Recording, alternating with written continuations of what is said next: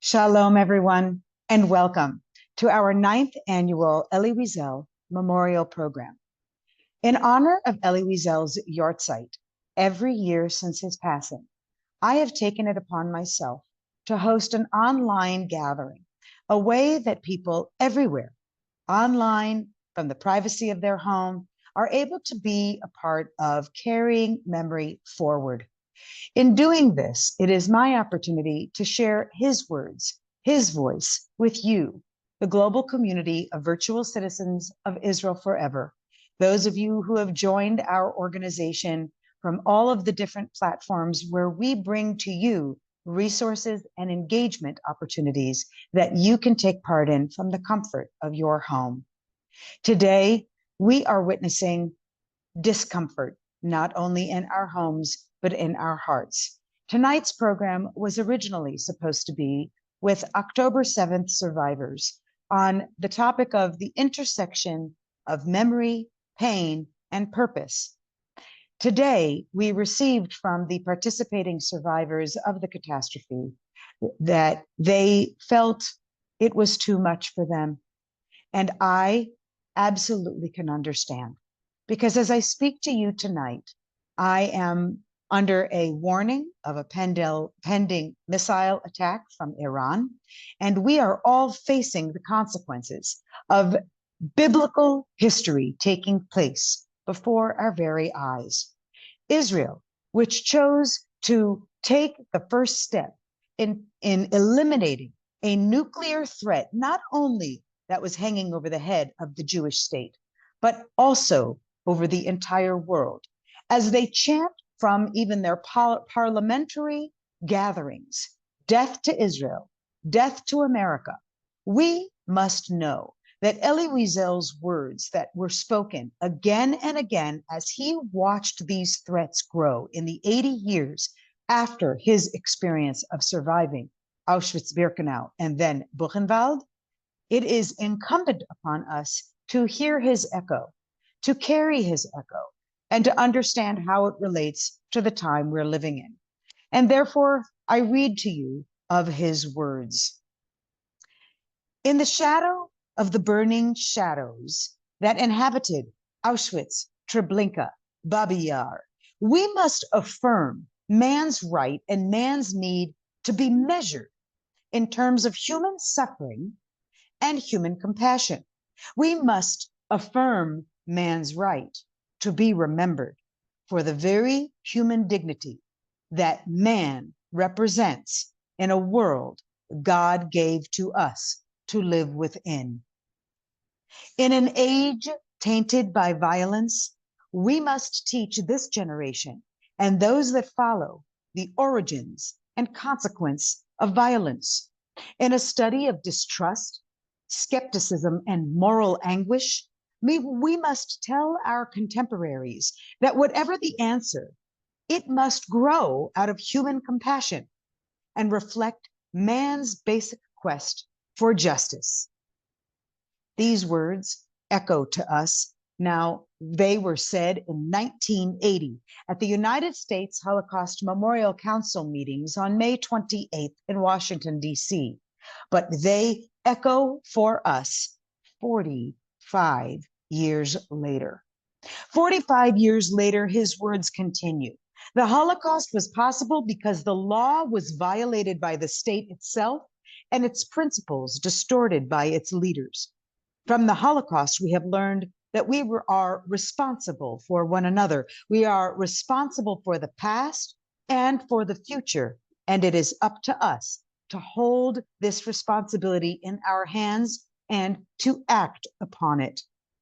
For some of us, this is the most solemn and awesome day in many months in our lives. It feels almost as if Elie Wiesel is speaking to us today, because as of last night, we are living in a safer world where a tyrannic dictatorship of Iran and the Islamic jihadist world, that they are dominating as the puppet masters of every terror regime that has been taking the front stage these days before October 7th and certainly since.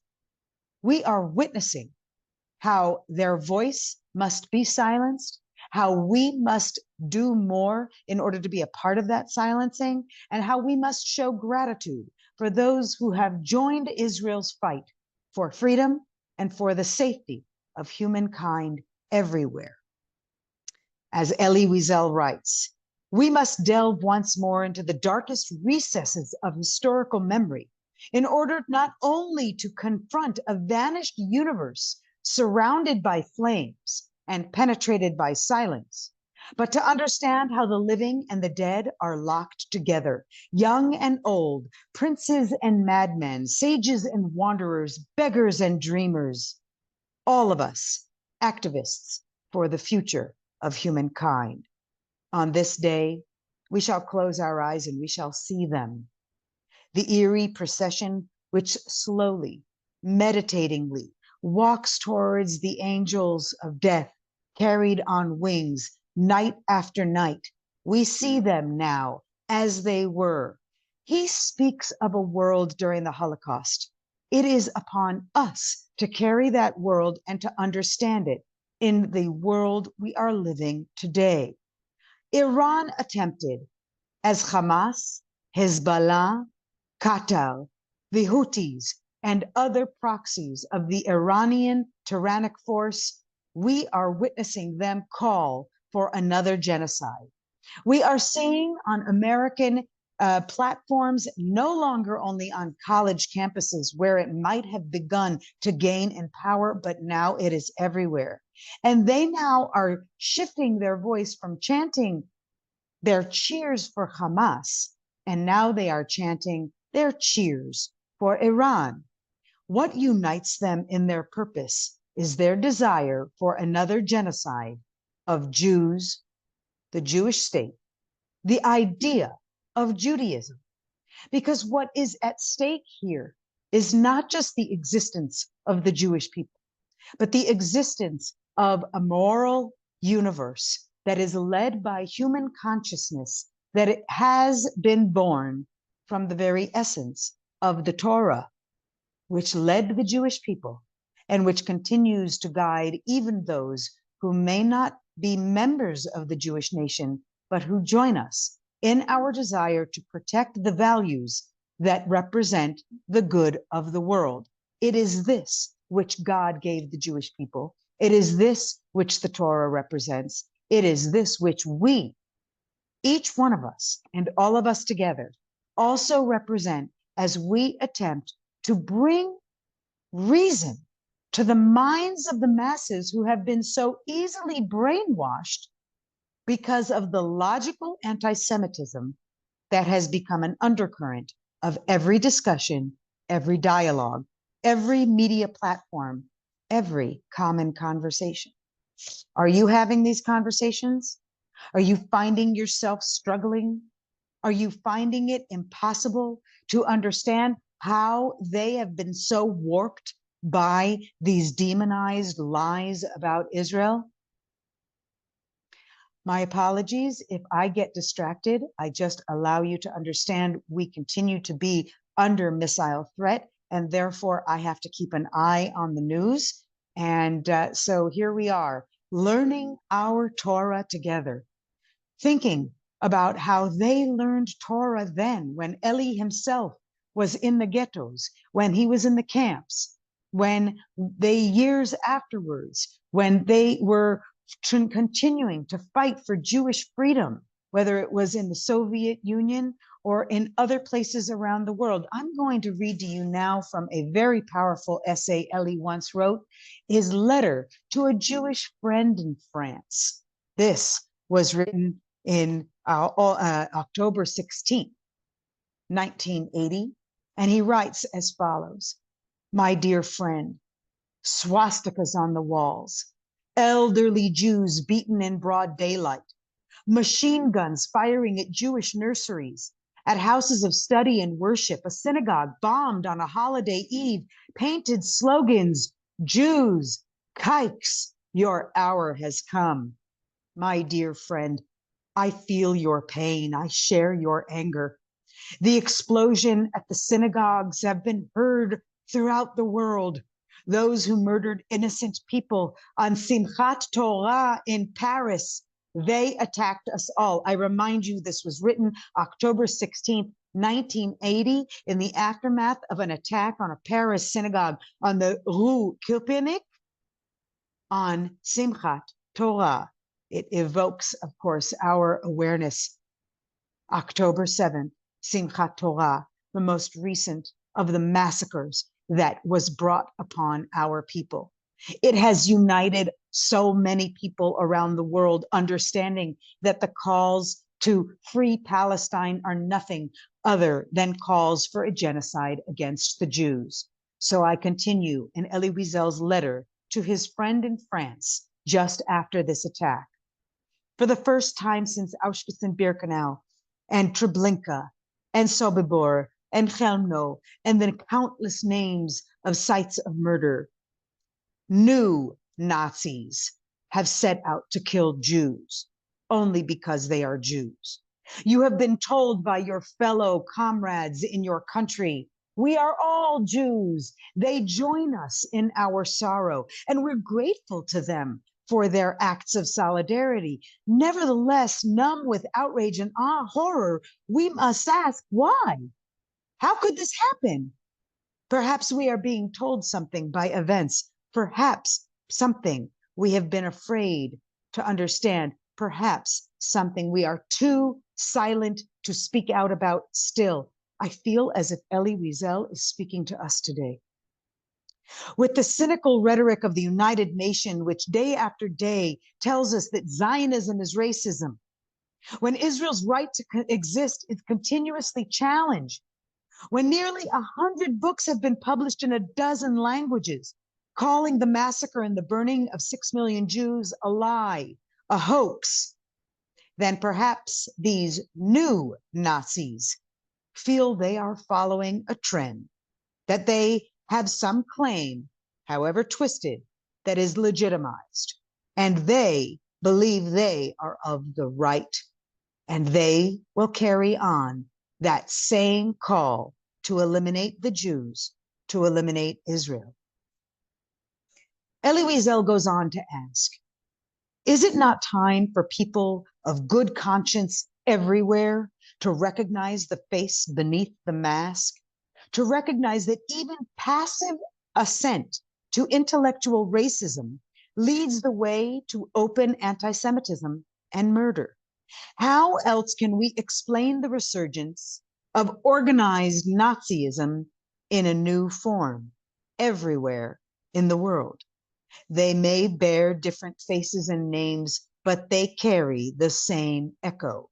And we, my friends, tonight, we carry Elie's echo as we continue to read his words.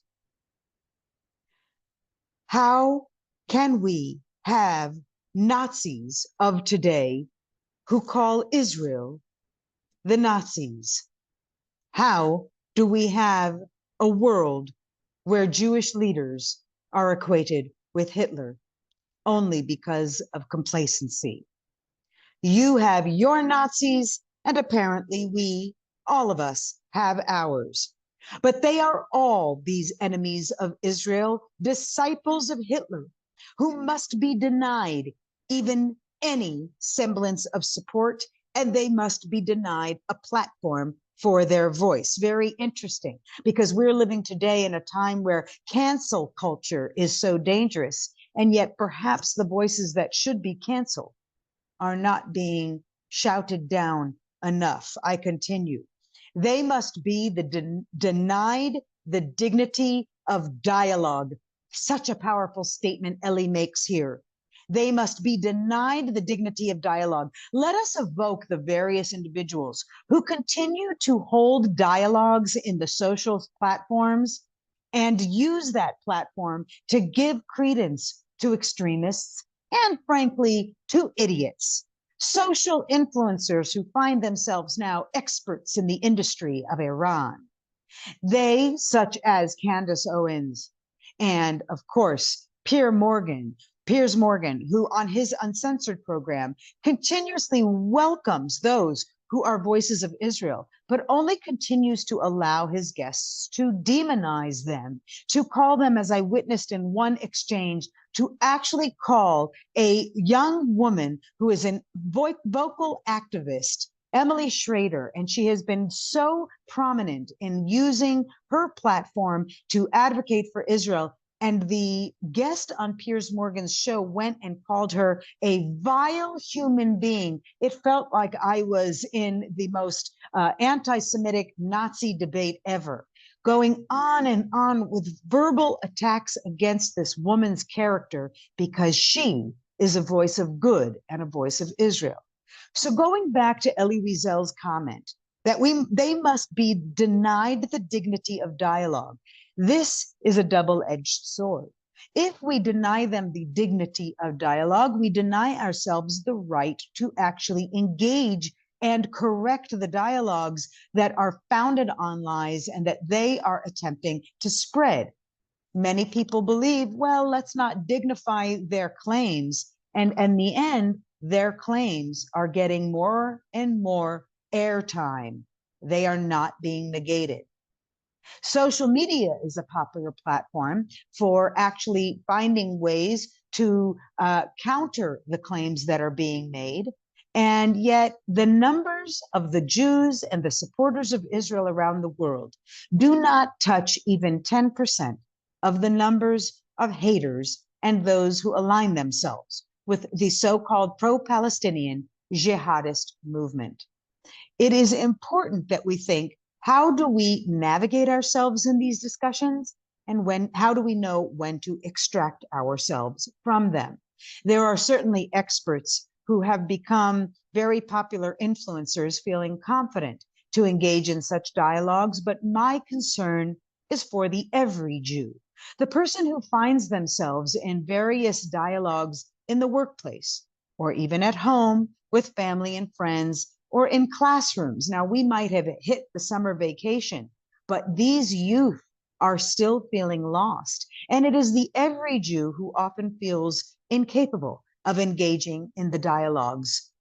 And therefore, the Jewish voice, the voice for Israel, is silenced.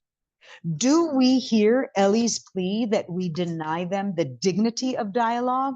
Or must we perhaps come up with new rules of dialogue by which we can help those who want to feel involved to do more, to feel more confident, and to know how to keep the dignity of such dialogue on the side of good and on the side of truth? You might notice that in many of the debates that are taking place on public platforms, they get very hysterical.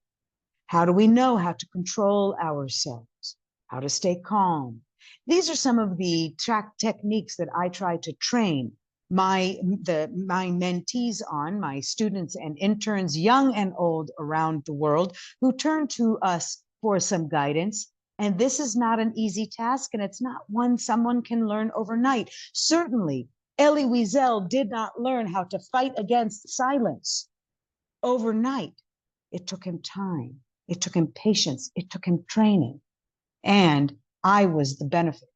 I managed to learn with this master for so many years in a private setting where he could help guide me.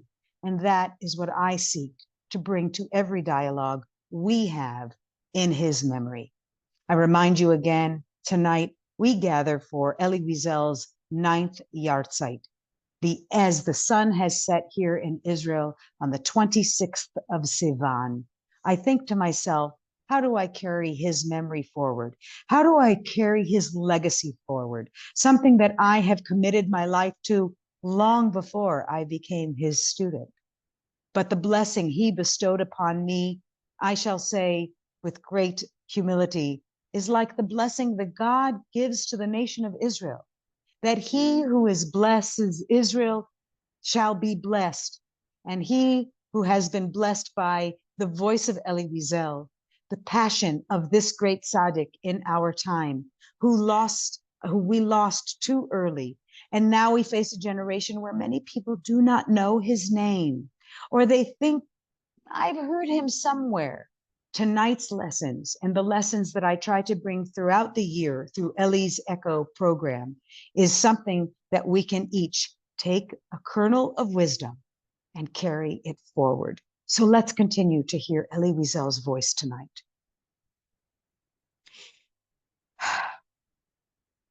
The new Nazis must be cast out from civilized society. Wow. Think that's possible today? Because we're also witnessing, by the way, as I divert from his words, we are witnessing even leadership, even Jewish leadership, be unwilling to cast out tyrannical terrorists from civilized society. We are forced to continue to negotiate with the devil. We are forced to have as mediators to our negotiations. We are forced to have those who are actually supporters and funders of the terror, those who are harboring the terrorists who enabled October 7th. We continue to be incapable of casting them out of civilized society. So what choice is left for us? In attacking you in Jewish France, or in Israel, or in America, or anywhere around the world, the killers are essentially issuing a warning to all of us. The ultimate question remains, are we listening? Are we listening? As Pastor Martin Niemöller, a German theologian who himself was an anti-Semite, spouting anti-Semitism from his pulpit in his church until the tide changed and he watched the verbal hatred become violent. And all of a sudden, Niemöller changed his tune and he went on to make his famous words, which Elie writes here. First, the Nazis went after the Jews, but I was not a Jew, so I did not object. Then they went after the Catholics, but I was not a Catholic, so I did not object. Then they went after the trade unionists, but I was not a trade unionist, so I did not object. Then they came after me, and there was no one left to object. We have heard this quote, this poem, repeated again and again over the years. We have seen it on walls at the United States Holocaust Memorial Museum and elsewhere. We have seen it used in educational programs. And unfortunately, we see it most prominently now, as Jews are calling out, Jews who have left their political allegiances, their religious leanings. Maybe they have become awaken to the reality that we are fighting a spiritual battle. This is a war for the moral heart of Jews and all good people everywhere. We have seen people rewrite this poem of Martin Niemöller and say first they came for the Zionists and then they just came for the every Jew. Because when they go firing their missiles or shooting their guns or pulling their knives for stabbing, as has happened not only in Israel, but everywhere around the world, we have to realize politics cannot dictate how we fight the uncivilized battle of terror and tyranny. And that is the war we are in today. We are fighting an existential war that everyone is targeted by. And thank God for Israel. Thank God for Bibi Netanyahu and his proactive decision to take out Iran's nuclear capabilities. And we thank God for Donald Trump, who, as President of the United States, took an unforeseen decision and joined Israel in fighting this battle.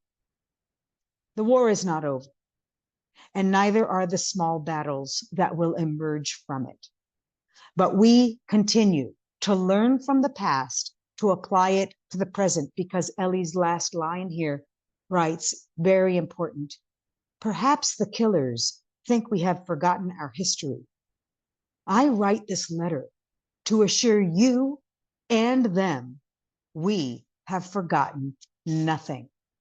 Maybe these are the letters that we too should be writing. More and more people should be writing for every media outlet out there. The reason the New York Times, the Washington Post, and every single newspaper, including Haaretz and others that come from Jewish media sources who continue to demonize Israel's defensive war, maybe we need to do better, do more, write more, speak more, even if sometimes it must be in a whisper. By that, I mean you must speak to your colleagues and friends, those who do not know what to believe, those who do not know who to follow in their social feeds, what news they can read other than the mainstream, because legacy media cannot be trusted. We have seen it again and again. And what we learned from Elie Wiesel's articles that he published in mainstream media and his ads that he took out to proclaim his moral conscience and really enjoin other people to wake up to reality, we are living in yet another time that needs that voice. But Elie is not here to give it to us. And therefore, it is on us to carry the voice of Elie Wiesel. It is on me to make sure that I provide these opportunities again and again. So I do thank you for joining this year and every year for Elie Wiesel's yahrzeit and throughout the year to remember his voice. Because as he writes that a man's right to be remembered, he writes that the living and the dead are locked together, young and old. We represent a broad spectrum of people. There are in our midst illustrious academicians and businessmen, artists and statesmen, Christians and Jews, survivors and non-survivors, who all share a passion for truth, a commitment to memory, a dedication to justice. I want to give credence to those who are fighting for justice in the court systems, those who are fighting in the academia. We want to make sure that every passion for truth is given voice. We want to welcome the Christians and the Muslims who join our fight for freedom, because they are many. We want to embrace them. We want to create greater opportunities for the unity we know we must see in the world if we are to prevent the next catastrophe. Now, I am a realist, and I know what we witnessed today, sadly, might be only the beginning, and that it might just get worse, even if we succeed here in Israel to bring an end to this war, to bring our hostages home, to bring Hamas to their knees, to make sure that these terror regimes can no longer demonize Israel, and they see Israel is a force to be reckoned with. We want those around the world to feel that strength as well. Let us hope, Elie Wiesel continues, that we shall do our work in harmony, that we shall learn from one another and help one another overcome obstacles, and of course, our fears, because they are inherent in the project of our survival. In spite of our various origins and vocations, let us form a cohesive group bent on bringing back to life, in words and in images, in memory, and not only in memories alone, but in the memory we create for the future, a desperate world filled with multitudes of courageous victims who want to be conquerors, conquerors of truth and defeaters of hate. Their last hopes, their last despair relies on us. And again, I remind you that tonight's program was intended to be with a group of October 7th survivors from the communities and from Nova who wanted to find healing in the intersections of their role as survivors and how they carry on their memory.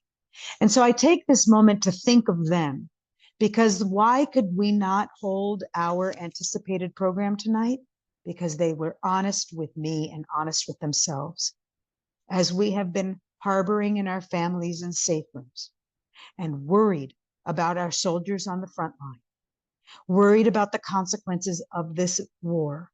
We know we also have to take care of ourselves, and we have to keep strong through every moment for our children, mine, who 3 beautiful children who continuously fight that fear and then overcome it in order to say, but we live, Am Yisrael Chai, and we will not be afraid. We will not let that fear conquer us. And what is Elie Wiesel calling upon us to do? To come together, to find united forces. Our task will not be an easy one. Whatever we do, it will involve burning memories from the past and bringing them to life in our present. We must show the world at large that we are capable of transcending petty divergencies, that we are capable of absolute quest for justice.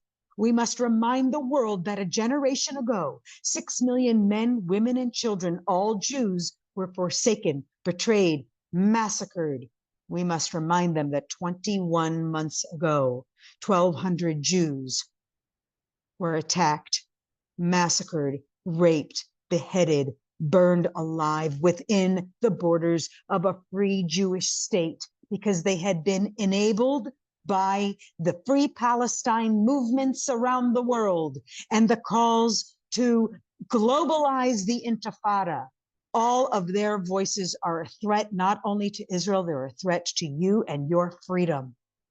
So we recall that we must remind the world that not only a generation ago, but also now, a Jew, as a Jew, we belong to a tormented and traumatized generation. He writes, I do not view the memory of the Jewish victims as a forum to exclude any others. I have said it before and I have said it again. Although all Jews were victims, not all victims were Jews, but the other way around must be remembered in our continued fight against the hatred of Jews that flows so freely in the minds of the world. Not all victims were Jews, but all Jews were victims. And when I personally teach this, I remind people there is no competition of suffering. There is no competition of trauma. There is only how we translate that into action after the fact. And to do so, we must bring ourselves on a common plane of existence, understanding, and dignity. As Jews, Elie writes, we therefore shall always remember the others, our friends who perished because they gave us shelter or because they shared their heart, the resistance fighters who must be remembered. And we must remember today, with all gratitude, those who join us in the continued battle in fighting the hatred against the idea of Jews and our love of Zion, our homeland, Israel. To mix all the victims together, he writes, is unfair and unjust. There was something uniquely Jewish about the Holocaust. The event might have been Jewish, though. The implications are universal. So to all of our non-Jewish colleagues in the world, I address to you my humble plea. Try to understand our sensitivity, and we will try to understand yours. I repeat this from here in Israel to those of you who around the world have to fight a different battle, trying to justify the actions of Israel, trying to justify your concern for Israelis, Jews, for your political or religious leaning. I suggest to you that we all seek a sensitivity where we can understand one another and we can encourage others who don't know which side to believe, who are swayed by the radical empathy directed at the Gazan population, and apparently even now at actual terrorists of Hezbollah, Hamas, and Iran, and the Houthi. I mean, they are actually supporting these terrorist entities. And we must do better to decide how and when and with what allies we can deny them the dignity of dominating the public sphere. We can do better to remember that the words of the past echo for us today, just as our echo will reverberate for future generations if we make sure that our children, our grandchildren, are versed and confident that there is nothing ever to be ashamed of, not in being a Jew, not in being a Zionist, not in standing for Israel, not in making sure that we will deny the deniers their voice and their right, because they are nothing other than the demons in our time. We can associate the current circumstances with stories from the Bible. You may have heard that just last week, Iran had a speaker in the United Nations who was instructed to join with other colleagues a call for the recognition of Palestine. 3 times he made the mistake of saying a call for the recognition of the state of Israel. For those of you who know the Torah, in the parasha, we know that Balak, the king, brought a prophet, a known prophet, Balaam. And he brought him and he said, I ask of you to curse the Jews. And Balaam went to curse the Jews, but instead a blessing came out. And Balak said, no, go again. And 3 times, Balaam, instead of cursing the Jews, blessed the Jews. We watched it in the United Nations a few days ago. We see it happening everywhere around us. We are living a biblical war. Where are you in this fight? How are you facing it? Because nothing anyone is dealing with anywhere is easy. We now give our prayers to all of those who have suffered the direct and indirect hits and impact of the missile fire. We have to also think of the miracles. Did you know that the missile that fell on Sheba Hospital in Sokolov Hospital in Beersheba, the medical wing that was destroyed was evacuated from patients the night before. Thousands of lives were saved. Thousands. There are so many of these stories. 4 times a ballistic missile has fallen on a school. But because Israel is built with the infrastructure and has made sure that the citizens, all our citizens, Jewish and non-Jewish alike, are provided with the necessary security system of early warnings, red alerts, and safe rooms, only because of their wherewithal. All 4 strikes on children's school spaces of learning, on their schools, were empty of the children. Thousands of lives were saved. The miracles are many. And I remember Elie talking with me about miracles that he witnessed as a young boy, 15 years old, watching every day another Jew fall, selected by a Nazi for the gas, or fall from the bullet to the head. And he would speak of the child who sang songs in the barracks at night. And he would speak of the rabbi who would give a little drash, as we call it, a little Torah to those around him for spiritual strength.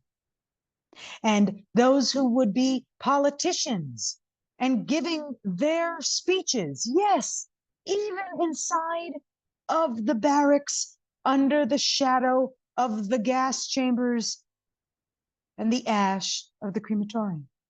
Yes, even in that hell, they found ways to sustain their strength. And so, who are we to believe that we can't outlast this? We certainly will. And it is people like Elie Wiesel, whose voice of leadership and wisdom continue to guide us. So I want to be able to take our last minutes and open it up to you and your questions, your thoughts on wisdoms that guide you, that help you and might help others, because this is the strength that we all need today, not just scrolling on our phones for the next popular feed, but to know that we are grasping the dignity of dialogue, denying it to those who do not deserve, and allowing those who are fighting for justice the platform for their voice. Again, not just your popular influencers, go deeper, go local, go to those who you personally know can hold an informal discussion or bring them to Israel forever and let them engage with the dynamic way that we try to bring history to life for you through the voice of Elie Wiesel and others who are firsthand witnesses and give us the opportunity to learn more. So I remind you to add any of your questions in the chat. I see we have a few comments here. One is anti-Semitism is insidiously under the guise of justice in some form. Nazi collaborators believed they were doing justice by killing or turning in Jews. This is, by the way, very true today. You might not be aware that those who were in reserve duty and returned to lone soldiers, for example, and returned back to the diaspora, they are actually being held in Canada in particular, most recently. They are actually being arrested on the accusation of war crimes. And we need whole societies to understand what is happening so that you can be involved in stopping these trends. Today's Western leftists are historically ignorant, as they do not know what Zionism actually is. This is very true. But many people are also using this kind of phrase that, like, well, I don't want to be aligned with being pro-Israel, or I don't want to be aligned with being Zionist. And that's a danger in itself, where people are demonizing the very movement that was established as a political movement to bring a solution to anti-Semitism at that time. But I want to echo, by the way, the importance of the pre-Herzlian Zionism, where it was not only invented by Herzl, but for hundreds and hundreds of years and for thousands of years, we have been living this dream. We pray for it every day, every Shabbat. We read our history in the Torah every week. Do you read it and understand the connections of what's going on?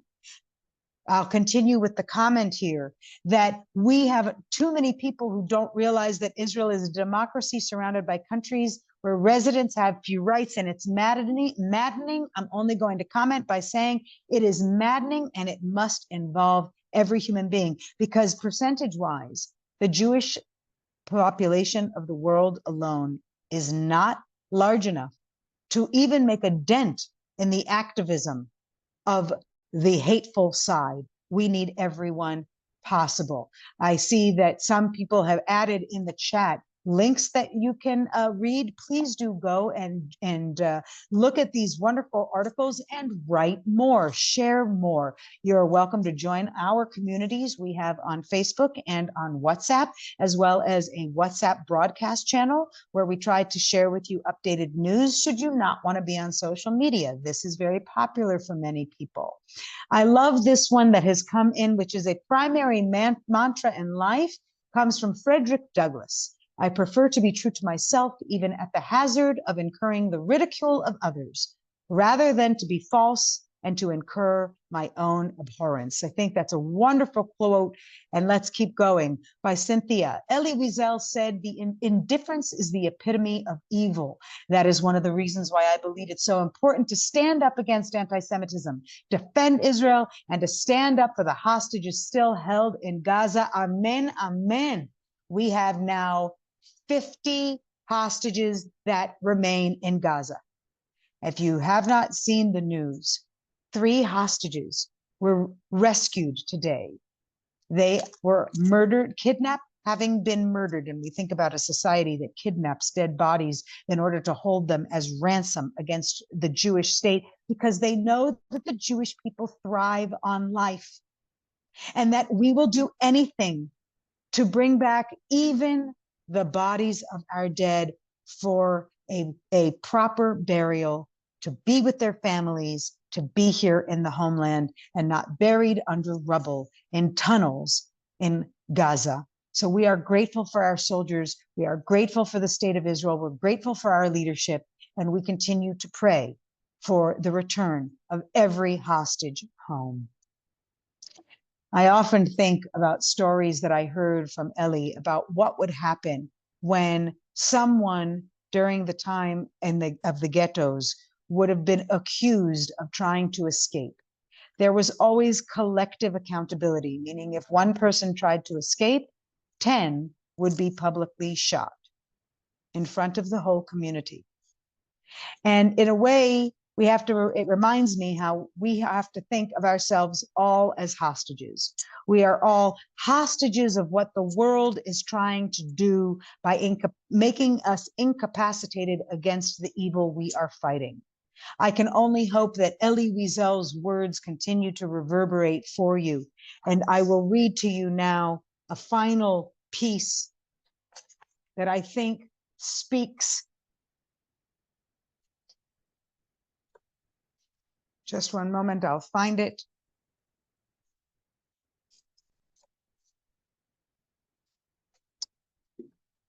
Oh, okay.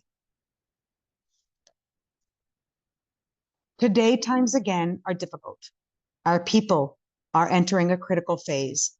The ugly hand of evil, of injustice, treachery, and inhumanity are closing in our world. Our history has taught us that whatever happens to the world happens to the Jews first. Our solitude will become greater, our temptations will become stronger, and the number of our enemies will increase because of who we are and what our homeland Israel represents, the heart of our lives, the dream of our dreams. When our enemies try to destroy us, they will do so by trying to destroy Israel. And they will try to destroy Israel by destroying us, by destroying our Jewish spirit and our unity as Jews. Can we guarantee that Israel will be in peace after its many sacrifices? No, we cannot. Can we guarantee that even if we give up our territories, we shall be secure? No, we cannot. Can we guarantee that if we are morally right, there will be no more Nazis in the world? No, we cannot. What we are, what we have stood for over the centuries, has never been a deterrent to our enemies. In fact, the more we have loved life, the more we have loved justice and human dignity, the more we have been persecuted. So now we face new dangers, and it seems once again, what we do will have little influence on our enemies. So why this revival of old hatreds? There are 2 reasons, I believe. One is that we are coming closer to something in the flow of history that frightens mankind. When the fear takes hold of mankind, he looks for a scapegoat. And we have always served, we, the Jewish nation, for 3,000 years as that scapegoat. The other reason is that the world has not yet purged itself of the horror inflicted a generation ago. And today, there are even its apologists, those who call for another Holocaust.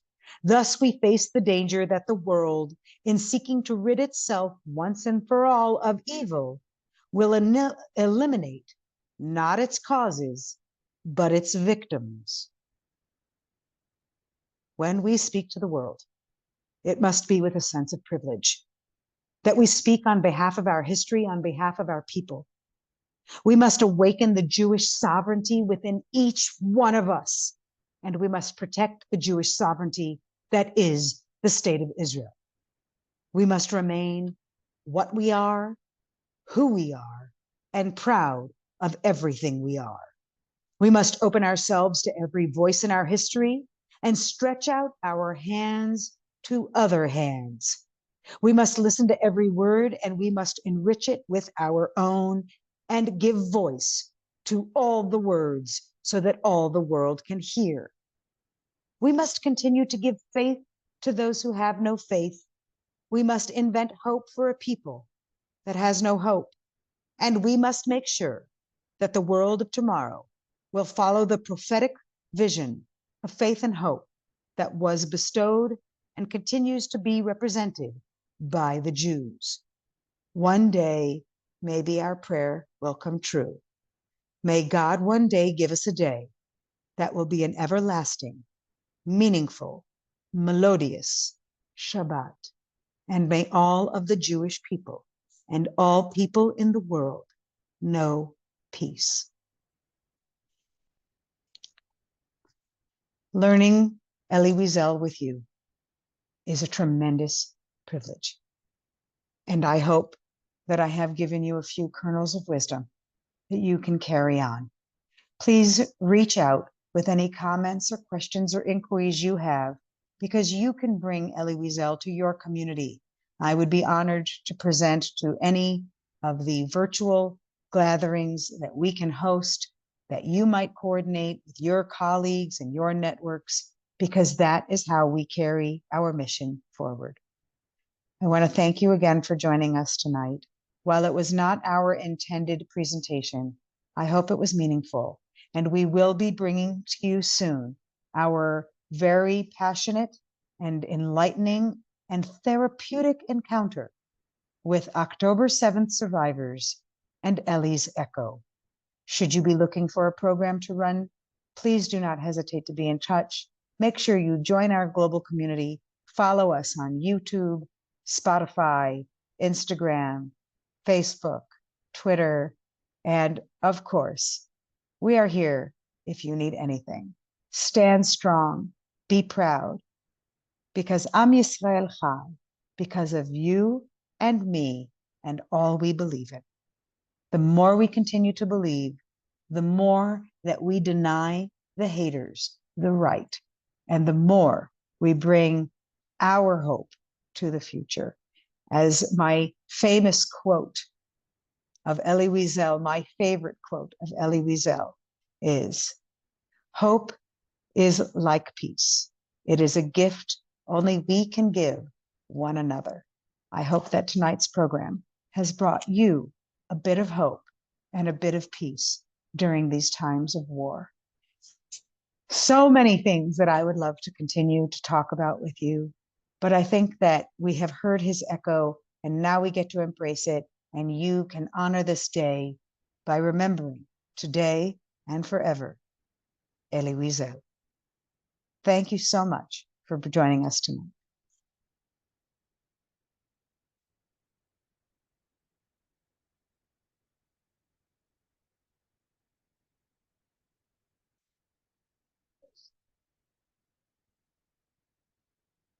Great job, Elana. Thank you. We're all proud of you and Oh, appreciate it. thank you so much. Well, we're still here, but I'm going to say thank you so much to one of the great fighters of justice, Mr. Richard Heideman, my esteemed father, and you have been an inspiration for me forever. So thank you so much, Daddy. Thank you, honey, for being you. Take care, everybody. Thank you all.